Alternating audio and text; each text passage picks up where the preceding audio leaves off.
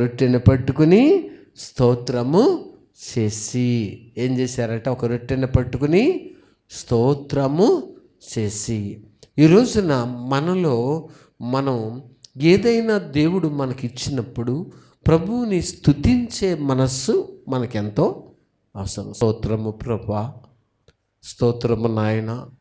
నేను ఒక పాపని మధ్యాహ్నం ఫోన్ చేసి, అమ్మ నీ యజమానుడికి ఇలాంటి వ్యాధి ఉన్నదని టెస్ట్లో తేలిందట కదా, మరి నీకు ఇప్పుడు ఫీవర్ వచ్చిందని చెప్తున్నావు, నువ్వు టెస్ట్ చేయించువా అని అడిగితే, చేయించుకున్నానండి, నేను 2 ల్యాబుల్లో చేయించుకున్నాను నమ్మలేక, కానీ 2 ల్యాబుల్లో కూడా నాకు అలాంటి వ్యాధి రాలేదని చెప్పి నాకు ఏమైంది, రుజువయింది, రిపోర్ట్ వచ్చింది అని చెప్పింది అమ్మాయి.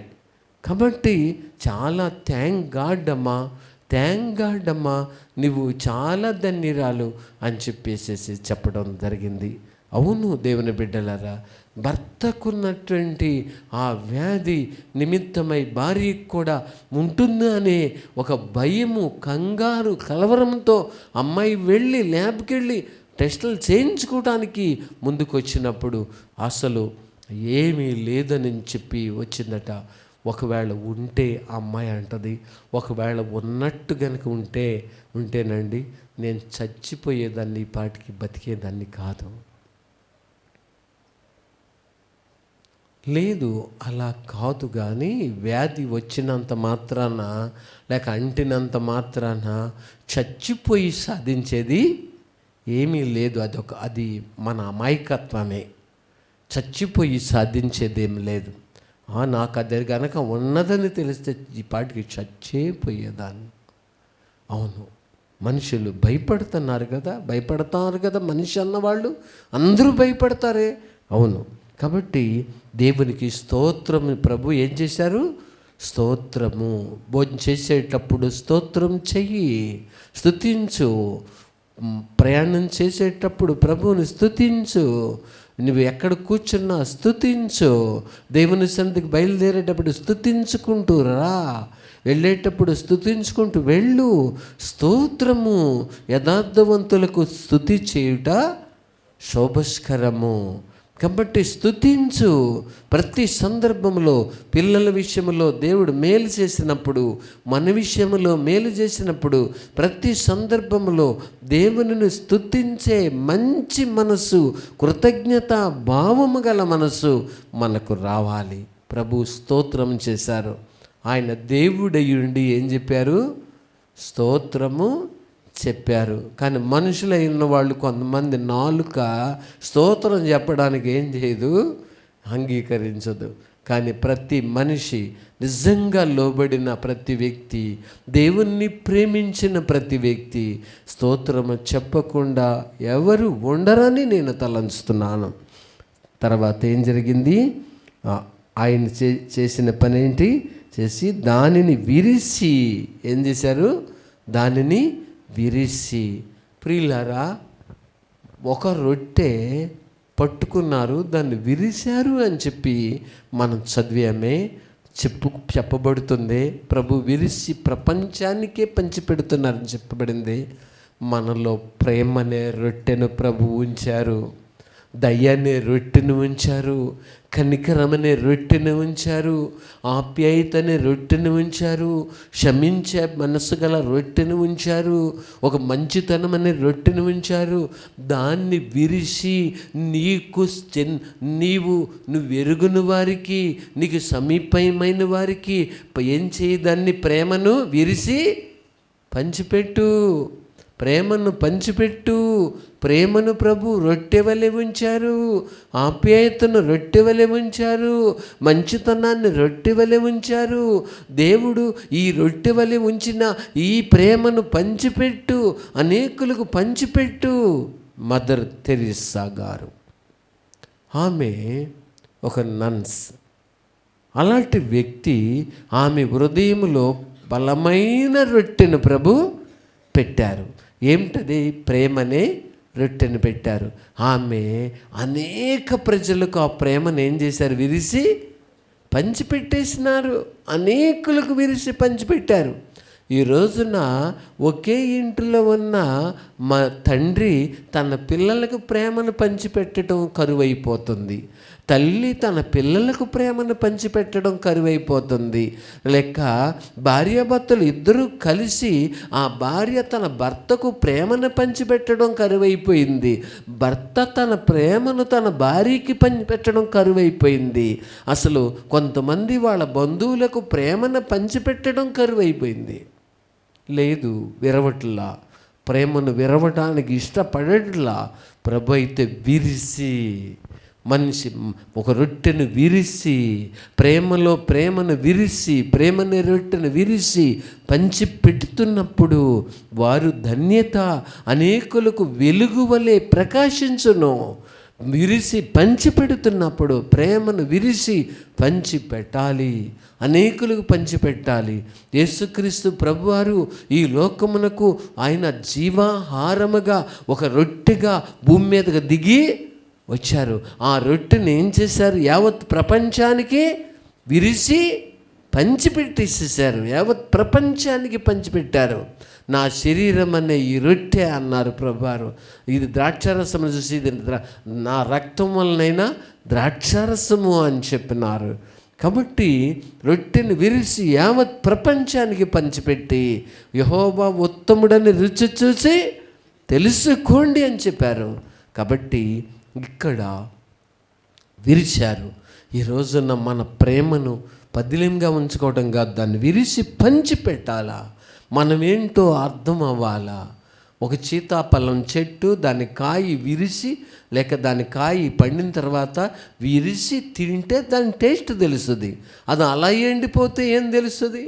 ఒక మ్యాంగో, ఒక మామిడి పండు, అది ఏదో పండురో చిన్న రసమో చెరుకు రసమో కొబ్బరో లేకపోతే ఏదో సంథింగ్, అది పండితే దాన్ని సరిగ్గా విరిసితే లేక దాన్ని పిండితే దాని నుంచి వచ్చే ఆ రసము ఆ టేస్ట్ ఎలాంటిదో అప్పుడే ప్రజలకు తెలుస్తుంది.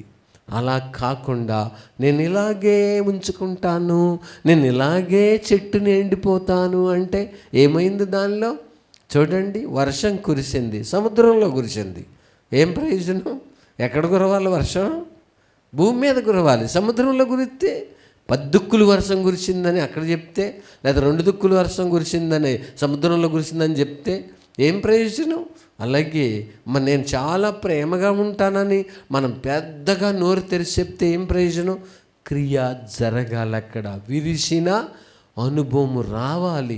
ప్రేమను విరిసి పంచిపెట్టాలా. భర్త అయిన ఆ వ్యక్తి తన భార్యకు ప్రేమను విరిసి పంచిపెట్టాలా. భార్య అయిన ఆ వ్యక్తి తన భర్తకు ప్రేమ విరిసి పంచిపెట్టాలా. విరువని మనస్సు, విరవటానికి ఇష్టపడని మనసు సాతాను మనస్సు, అది అపవాది మనస్సు. లేనిపోయిన విషయాలన్నీ నావని వాటి పట్ల ఎంతో పాపము నిమిత్తమై మోహము నిమిత్తమై తన ప్రేమను విరిసిపెట్టడానికి సాతానుడు మనుషులను సిద్ధము చేస్తాడు. కానీ తన సమీపముగా ఉన్న వారి విషయంలో హృదయాన్ని కఠిన పరుస్తాడు. ఎందుకంటే నువ్వు విరవకూడదు, విరిస్తే దేవుని నామానికి నీ మూలంగా ఘనత వస్తుందని వాడు ప్రతి క్షణము చింతిస్తూనే ఉన్నాడు, పరుచుతూనే ఉన్నాడు. అందుకనే వాడు జీతగాడు గనక ఆ జీతగాడు ఏం చేస్తాడు? తోడేలు వచ్చాడు చూసి వాటిని మందను విడిచి పారిపోతాడు.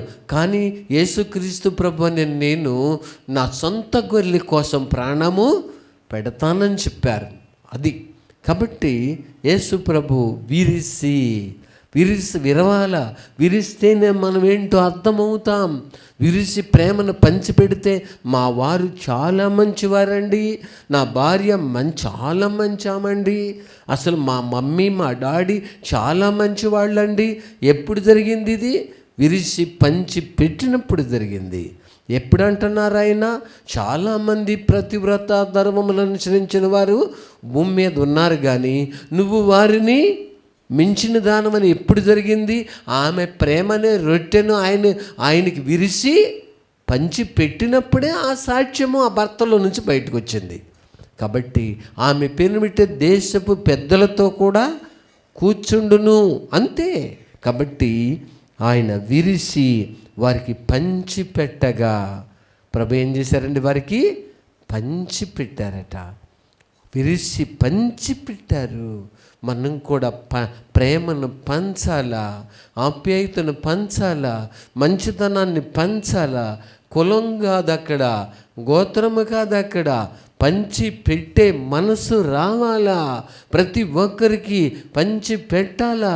ఎందుకంటే ఒక మెడికేటెడ్గా ఉన్న కొన్ని ఆకులు ఉంటాయి, కొన్ని మందుకు ఉపయోగపడే ఒక మెడిసిన్ ఆకులు ఉంటాయి. ఆ ఆకుల్ని ఉన్నాకు ఉన్నట్టు తీసుకొస్తే అది పనిచేయదు. దాన్ని ఏం చేయాలండి? మెత్తగా నలపాలి, దాని నుంచి రసము తీయాలి. మా నాయనగారు ఒక మెడిసిన్ వాడేవారు. ఎవరైనా వస్తే జంతువులకు కానీ మనుషులకు కానీ, చిన్న ఆకు పెద్ద ఆకు అనే 2 ఉండేవి. పాము కరిస్తే జంతువులకు కానీ మనుషులకు కానీ వెంటనే పొలానికి పరిగెత్తుకొచ్చి 2 ఆకులు కోసుకొచ్చి ఓకే నలిపేసేసి ఆ తాటాకుకు తీసి 4 రాసేసేవారు. అది చేదొచ్చే వరకు, అది తీగ ఉంట తినేటప్పుడు చేదొచ్చే వరకు పెట్టాలట. నోటంపట వాళ్ళకి నొరగొస్తూ ఉంటుంది. ఇలాగే ఒక అతను తాటాకు రాసిన ఆ గంధకము, ఆ పసరు, అది నోట్లో పెట్టి కుక్కుతుంటే ఆ పొన్ను తగిలింది. పొన్ను తగిలితే అతనికంటే ఇతనికి సీరియస్ అయిపోయింది. అంటే పంటిలో ఏముంది ఇప్పుడు? పాము విషం. అతని పంటిలో కూడా ఏముంది? పాము విషం ఉంది. చూసారా? లోకములో కలిసి డబల్ గేమ్ ఆడుతున్న ప్రతి మనిషిలో కూడా వాళ్ళ మాటల్లో స్థిరముండదు, వాళ్ళ భక్తిలో స్థిరముండదు, వాళ్ళే నమ్మలేరు. ఏమండి? వాళ్ళే నమ్మడం చాలా కష్టం. ఎందుకంటే డబల్ గేమ్ ఆడటం వాళ్ళకి ఇష్టం. అంటే కాసేపు అట్టుంటారు, కాసేపు అంటుంటారు. ఒక స్థిరం ఉండదు వాళ్ళకి. ఎందుకంటే వాళ్ళ దైవ భయం అనేది పూర్తిగా విసర్జించారు. అందుకని ప్రభు పంచిపెట్టారు. ఈ రోజున మనము ఆస్తి పంచిపెట్టాల్సిన పని కాదు, డబ్బు పంచిపెట్టాల్సిన పని కాదు, వెండి బంగారములు మా యుద్ధ లేవు అని పేతురు యోహాను చెప్పారు. వాళ్ళు పంచిపెట్టలా. వారు ఏం పంచిపెట్టినారు? అక్కడ మాకు కలిగిందే మీకు ఇచ్చుచున్న. వారు ఏం కలిగి ఉన్నారు? ప్రేమను కలిగి ఉన్నారు. అదే ఆయనకి ఇచ్చేశారు. ప్రేమను పంచిపెట్టు, ప్రేమను పంచిపెట్టు. పంచిపెట్టగా ప్రేమగా పంచిపెట్టే కుటుంబాలుగా, ప్రేమను పంచిపెట్టే యవనస్తులుగా, ప్రేమను పంచిపెట్టే యవనస్తురాళ్ళుగా, ప్రేమను కనపరిచే వారముగా మనం ఉండాలి. కానీ హృదయాన్ని కఠినపరుచుకునే వారముగా ఉంటే మనం ఎప్పుడు కూడా కొండ మీదనున్న పట్టణము కాజాలము, దీపస్తంభం మీదనున్న దీపములాగా ఎప్పుడు అంత పైకి పోలేము. ఎందుకంటే మన హృదయాలు కఠినంగా ఉన్నప్పుడు.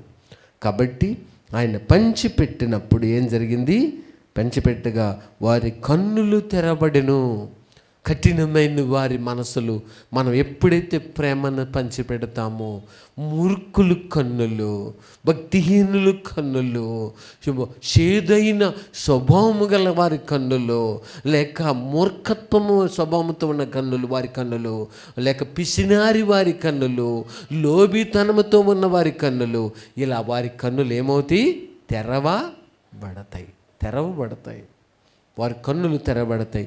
ఏంటి మా పరిస్థితి? మేము ఇలా లేమే, ఏంటి వీళ్ళేంటి ఇంత విశాలంగా ఉన్నారు, మేమైతే రూపాయికి రూపాయి ముడేసి ఏదో లెక్కలేసి ఆలోచిస్తామే, వీరికి అలా కనబడటం లేదే. కన్నులు తెరబడతాయి. ఏంటి వీళ్ళు ఎంత చక్కగా ప్రేమిస్తున్నారు, వీళ్ళ ప్రేమ, వీళ్ళ ఆప్యాయత ఎంత మంచిగా ఉన్నది అని చెప్పి వారి కన్నులు తెరబడతాయి. కాబట్టి మన కన్నులు తెరబడటానికి గల కారణం ఏమిటి? తోటి వారి యొక్క ప్రవర్తనే. కాబట్టి వాళ్ళ ప్రవర్తన క్రీస్తులో అలా ఉండినప్పుడు ఆ కన్నులు తెరబడతాయి. అంతే తప్ప మనుషులు హృదయ కాఠిన్యముతో నింపబడి, పిసినారితనముతో నింపబడి, లోబితనముతో నింపబడి, కొంతమంది భోజనానికి పిలిచి వాళ్ళు చేసే పరిస్థితులు కొంచెం కొంచెం వేసి కొంచెం కొంచెం ఇంకా కావాలా, ఇంకా కావాలా, ఇంకా రైసు కావాలా అని అడిగే పిసినారితనము. ఎందుకంటే అట్టివారి భోజనానికి పిలవకుండా ఉండడం ఎంతైనా మంచిది. ఒక సమృద్ధిగా సంతుష్టిగా భోజనము చేసి భోజనం అందించి ప్రేమను పంచిపెట్టే మనసు రానంత కాలము వారి హృదయము విరిగి నలిగిన హృదయము కాదు. అది ఇంకా కఠినముతోనే ఉన్నది. అది విరిగి నలిగిన హృదయము కాదు. కాబట్టి ప్రభు పంచిపెట్టారు. పంచిపెట్టే మనసు మనకు రావాలా. ఇదిగమ్మా నా ప్రభు దగ్గర నేను పొందిన ప్రేమను మీకు పంచిపెడుతున్నా, నా ఆప్యాయతను మీకు పంచిపెడుతున్నా అనే మనసు రావాలి. ప్రతి మనిషికి రావాలి. ఏమండి, ఇంత తిట్టినా మీరు నోరు తెరవలేదే? అవును, నువ్వు తిడుతున్న కొలది నా హృదయంలో నీకు ఏం పంచి పెడుతున్నా? ప్రేమనే పంచి పెడుతున్నా. ఆర్ఆర్కే మూర్తి గారు అనే దైవజనుడు భార్య చాలా విపరీతంగా తిట్టారట. ఒకరోజు ఆయన సాక్ష్యం చెప్పినారు. విపరీతంగా తిట్టేశారట. తిట్టి ఇంకా బట్టలు సర్దుకుని ఇంకా ఆ రోజుతో ఆమె పుట్టింటికి వెళ్ళిపోవటానికి రెడీ అయిపోయారు. అయిపోతే ఈయన ఏం చేసినారు, ఆ రోజు ఆయనకి చిన్న జీతం వచ్చింది. వెంటనే బట్టల షాప్కి వెళ్ళి ఒక మంచి ఆమెకి ఇష్టమైన కలర్ కలిగిన ఒక మంచి శారీ తీసుకొచ్చి ఆమె చేతిలో పెట్టారట. ఆమె చేతిలో పెడితే ఆమె కన్నులు తెరవబడ్డాయి. ఏంటి ఎంత తిట్టాను, ఇప్పుడేమో ఇలా చేశారేంటి? దేవునిలో ఏదో శక్తి ఉంది, ఏదో గొప్ప శక్తి ఉంది అని కళ్ళు తెరవబడి, లేదండి మీరు కాదు ఈ పని చేసింది, దేవుడు చేశారు. కాబట్టి ఇక్కడి నుంచి నేను కూడా మీతో కూడా ఏకీభించి క్రీస్తు ప్రభువుని ఘన పరుస్తాను, ఆయన నా సొంత రక్షకుడిగా అంగీకరిస్తానని చెప్పి అంగీకరించి ఇద్దరు కలిసి దేవుని పరిచర్యలో బలంగా సాగినారు. కాబట్టి కన్నులు తెరవబడాలా. హృదయ కాఠిన్యం కలిగిన కుటుంబాల్లో కన్నులు మూయబడతాయి, తెరవబడవు. హృదయ కాఠిన్యముగా ప్రవర్తిస్తున్న వారి కన్నులు తెరవబడవు, ఇంకా మూయబడతాయి. కానీ మనలో మార్పు, ప్రేమను పంచిపెడుతున్నప్పుడు, ఆప్యాయతను పంచిపెడుతున్నప్పుడు అనేకులు కన్నులు తెరవబడతాయి. ఏమిటి ఇలా చేస్తున్నారు, ఇదెంత ఆశ్చర్యమో అనిపిస్తుంది. నిజంగా అనేకులు కన్నులు తెరవబడతాయి. ప్రభు అక్కడ పంచిపెట్టినప్పుడు ఏమైందట, వాళ్ళ కన్నులు తెరవబడ్డాయి. తెరవబడినప్పుడు ఎవరిని చూశారు? ప్రభుని చూసి ఏం చేశారట, గుర్తు తెరబడి ఆయనను గుర్తుపట్టిరి. ప్రభుని గుర్తుపెట్టారు. అవును, కన్నులు తెరిచిన వాళ్ళు నిన్ను నన్ను వీరు క్రీస్తు ప్రభు పిల్లలని ఏం చేస్తారు? గుర్తుపడతారు. వీరు సత్యమును అనుసరించువారు, వీరు దేవుని యందు భయభక్తులు గలవారు, నిజముగా వీరు పేదవారైనను వీరి త్యాగము ఎంత గొప్పది. వారిలో ప్రభువుని గుర్తుపడుతున్నారు. వారిలో ఉన్న ప్రభువుని వాళ్ళ క్రియల ద్వారా గుర్తుపడుతున్నారు. వాళ్ళ పిసినారితనము ద్వారా సైతాన్ని గుర్తుపడతారు. వాళ్ళ లోభితనం ద్వారా అపవాదిని గుర్తుపడతారు. కానీ వాళ్ళ ప్రేమ ద్వారా ప్రభువుని ఏం చేస్తున్నారు? గుర్తుపడతారు. వారిలో ప్రభువుని గుర్తుపడతారు. వారిలో ఉన్న ప్రేమను బట్టి వారిలో ప్రభువుని గుర్తిస్తారు. అక్కడ ప్రభువుని గుర్తించారండి వాళ్ళు. ప్రభువుని గుర్తించి ఎంత ఆశ్చర్యపోయినారు. ప్రభువు ఈయన ఏంటి, ఇప్పటి వరకు దారిలో మనతో మాట్లాడిన ఆయన ఈయనే కదా, భోజనమునకు మనతో కూడా కూర్చున్న ఆయన ఈయనే కదా, రొట్టె పట్టుకున్న ఆయన ఈయనే కదా, విరిసింది ఈయనే కదా. అవును, ప్రభువు కదా ఇవన్నీ చేస్తుంది. ది లార్డ్స్ ఎవాంజలికల్ ఫెలోషిప్ సావాసము స్థాపకులు ప్రభు. ఇవన్నీ చేస్తుంది ఎవరు? కంటికి కనబడని ప్రభు చేస్తున్నారు. ది లార్డ్స్ ఎవాంజలికల్ ఫెలోషిప్ సావాసమును ప్రభు కడుతున్నారు, ప్రభు కొనసాగిస్తున్నారు, ప్రభు నడిపిస్తున్నారు. ఇవన్నీ ఎవరు చేశారు? ఎవరు చేస్తున్నారు? దారిలో మనతో నడిచింది ఎవరు? ప్రభువే. మాట్లాడింది ఎవరు? ప్రభువే. రొట్టెని పుచ్చుకుంది ఎవరు? ప్రభువే. మనతో కూర్చుని భోంచేస్తాను కూర్చుంది ఎవరు? ప్రభువే. చూసారా, ఇంత చేసేది ప్రభువే, సావాసమును నడిపించున్నది ప్రభువే, సావాసములోనికి వచ్చుచున్న ప్రతి ఒక్కరిని తీసుకొస్తుంది కూడా ఎవరు? ప్రభువే. ఇప్పటి వరకు జరిగిస్తున్నది ఎవరు? ప్రభువే. ఇప్పటి వరకు జరిగించిందంతా ఎవరు జరిగిస్తున్నారు? ప్రభువే. మనుషులకు మరుగై, మనకు మరుగై, సావాసంలో ఉన్న వారికి మరుగై, మనం ఎరుగకుండినప్పటికీ ఆయన తెలిసిన దేవుడుగా, ఆయన గొప్ప రక్షకుడిగా సమస్తమును మేలు కొరకై సమకూడి జరిగిస్తూ ఉన్నారు. అంతే, ఆయనే చేస్తున్నారు.